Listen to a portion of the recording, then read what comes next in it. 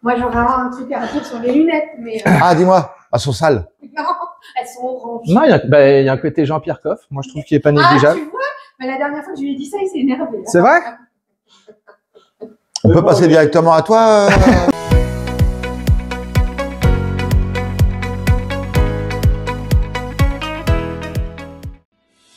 Entre la liberté et le bagne, il peut y avoir la mort. Il n'y a pas la peur. Je suis Philippe Croison. Je suis mort le 5 mars 1994. Enfin, j'aurais dû. On m'a réanimé. Mais à quel prix? Et c'est l'aventure qui m'a permis de trouver le courage pour continuer. Avec l'Académie Philippe Croison, on prépare ces jeunes nageurs à la compétition de haut niveau. Mais j'ai envie de leur transmettre aussi l'amour des grands défis. C'est pour cela qu'on les a emmenés en Guyane. On leur a fait réaliser une traversée inoubliable entre les îles du Salut et Kourou. Et c'est cette histoire qu'on va vous raconter. Pour la partie un peu maritime, à part les requins, il faudra faire attention. Bon, après ça c'est un détail. Tout seul, on va vite. En groupe, on va loin. En Guyane, il y a des moments où vous allez traverser, je pense, des moments de durs. Mais c'est pas grave, il faut rester motivé, il faut penser toujours au groupe.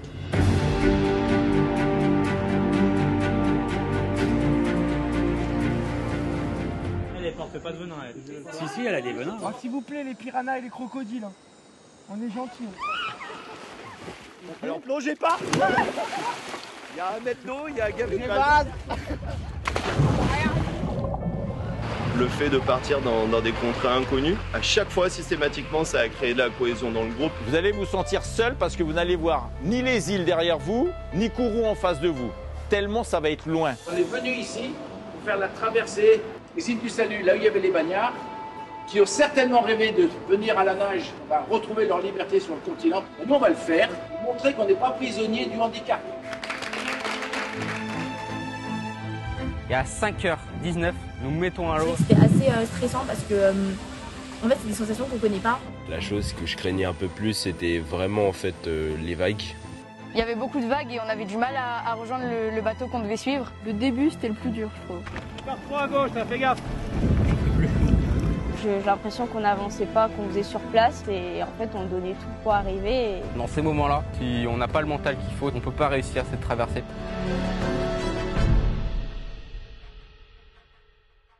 Philippe Croison, bonjour. Bonjour. Nous revoici une fois de plus chez vous pour un entretien tout particulier avec vous.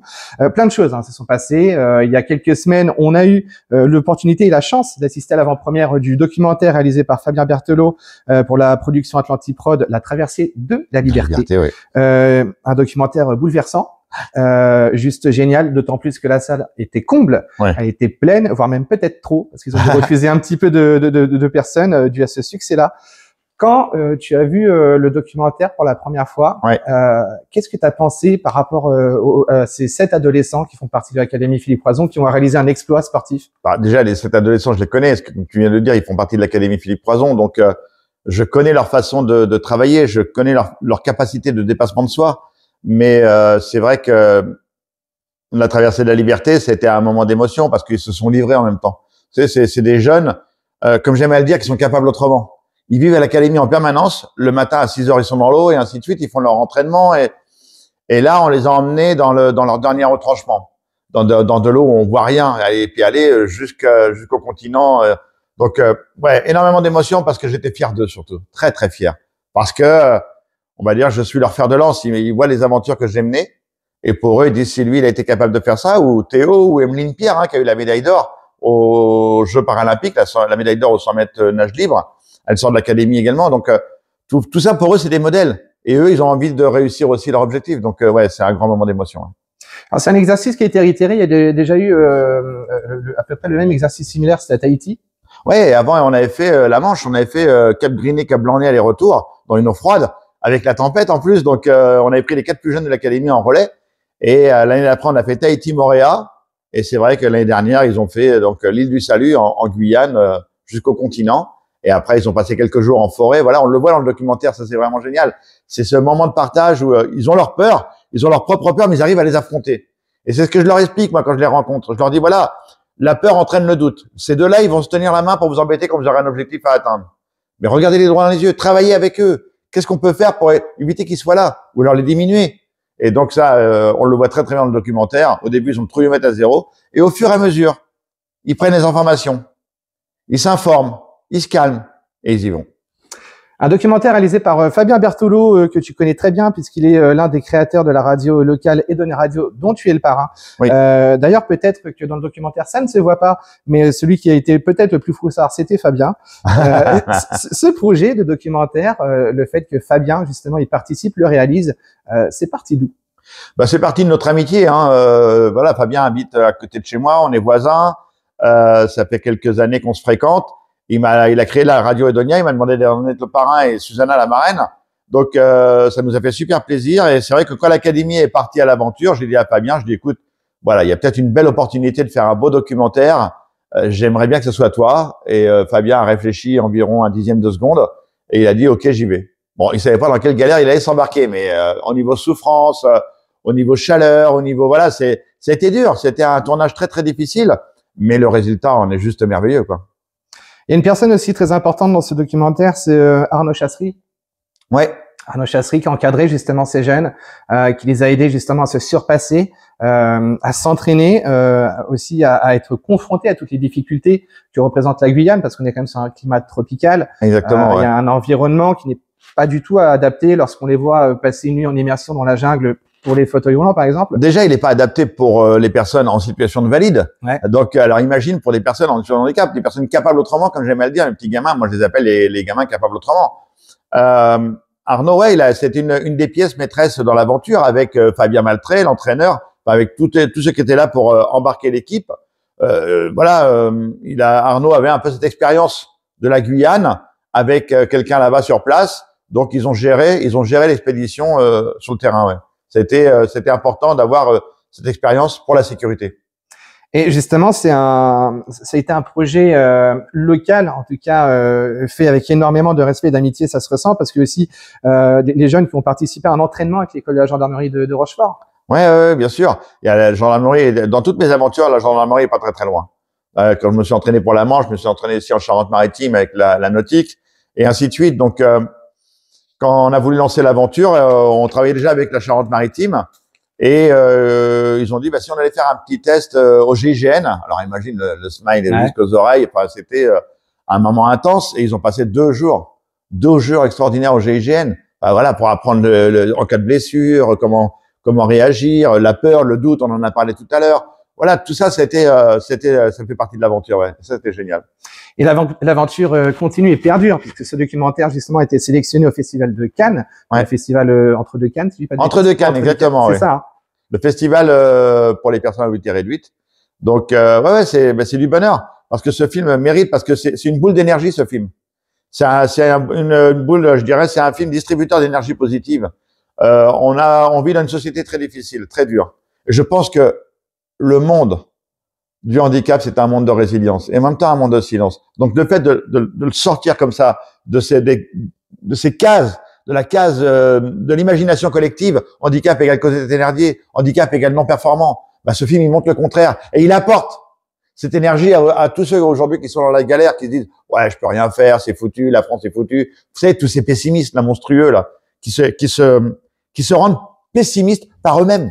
Donc, le fait de voir ce documentaire, et j'espère qu'il y aura un grand nombre de personnes qui vont pouvoir le voir, parce que c'est une distribution, une bonne claque dans la gueule. Excuse-moi, c'est un gros mot, hein, mais ce documentaire, c'est une claque dans la gueule, ouais, ça fait du bien. On le voit, justement, il y a eu énormément d'humanité, ne serait-ce que par l'avant-première, qui a eu lieu au CGR des Minimes, La Rochelle. La salle était pleine, hein, je le disais en début d'interview. Après, il y a eu un débat très intéressant aussi qui s'est passé entre le public, Fabien, toi et les personnes de l'école de gendarmerie de Rochefort. Dans ce débat, quel a été le plus beau compliment qu'on ait pu se faire par rapport au documentaire que toi t'as retenu? Pour moi, c'est mon mantra, hein, c'est le tout est possible. Bravo. Vous les avez emmenés dans l'impossible. Dans toutes mes aventures, 99% des gens disent, mais si Philippe, c'est pas possible. Et pourtant, il y a 1% qui a cru, mon équipe et moi. Et cette aventure, c'est exactement la même chose. On montre à tous ces pessimistes que tout est possible, que l'impossible, c'est juste nous. C'est quoi tes rêves, c'est quoi tes envies, et surtout, c'est quoi tes objectifs dans la vie. Donc voilà, ces gamins de l'académie, ces jeunes, montrent ça à l'écran grâce à Fabien. Ouais. Et ça fait du bien. Le documentaire, c'est la traversée de la liberté. Il sera disponible et diffusé, courant mai sur France Télévisions, Outre-mer aussi. Il y a pas si longtemps que ça, France 3, Aquitaine, s'y intéressé. Parlons un petit peu de toi brièvement aussi. Il y a aussi, j'aimerais qu'on revienne sur VIP, l'application que tu as lancée il y a un petit peu plus d'1 an maintenant. Oui. Very important parking. Fort, very important personne. Personne, voilà. Parce qu'il, non, mais very important parking, fort, very important personne. Oui, voilà. Donc, parce qu'il est grand temps qu'on devienne des personnes importantes. Voilà, ça c'est le slogan de VIP. Oui, c'est effectivement, ça fait un peu plus d'1 an maintenant qu'on l'a créé. On n'est pas loin des 100 000 personnes qui l'ont téléchargé. On a dépassé pratiquement les 900 000 lieux et places de parking référencés sur l'application. L'accessibilité universelle. Vous savez, cette application, elle n'est pas seulement pour les personnes à mobilité réduite. Elle n'est pas seulement pour les personnes âgées. Elle est pour ceux qui ont une mobilité empêchée.